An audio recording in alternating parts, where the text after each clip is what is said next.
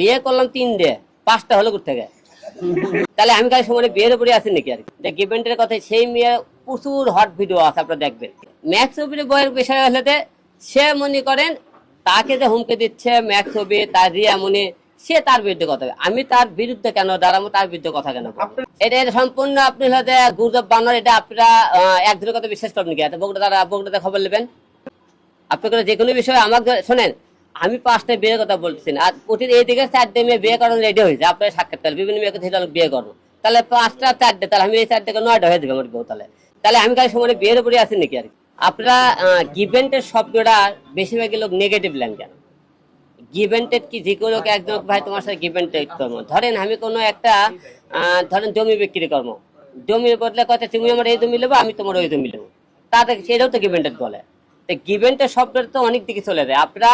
direct কোন গিভেন্টেড বলতে আপনারা নষ্ট দিয়ে কিনে দেন তাকে গিভেন্টেড দিছে সেই গিভেন্টকে তো আপনি তো কোনো অফার দেখাতে পারেন যে হিরো আলম তাকে গিভেন্টেড দিছে এইগুলো হলো যে রিয়া মুনির একটা চক্রান্ত করে একটা এই মেয়েগুলো সাজাইছে কারণ সেই মেয়ে মনে করে গিভেন্টের কথা আমাদের বদনাম যে দিল সেই মেয়েটা মনে করে রিয়া মুনির সাথে সে কথা হলো কেমন করে সে রিয়া মুনি বললো যে কালকে আপনাকে এসে 5টা লোকের সাথে সে কথা বললো যে লোকের আপনাকে সাংবাদিকের সাথে এই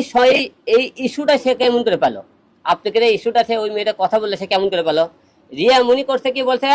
যে ঠিক আছে তোমরা আলমের পিছনে লাগো আমি তো সব ব্যবস্থা তুমি কালকে দাও আমি 2-4-5 জন করে তুমি তাদের বিরুদ্ধে কথাবার্তা বলো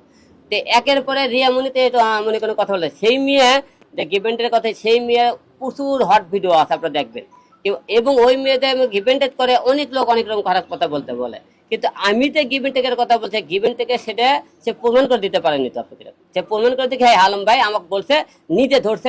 আলম ভাই নিজে আমাকে গিভেন্টেক করছে আপনি এরকম অফার করে দেখাতে বলবেন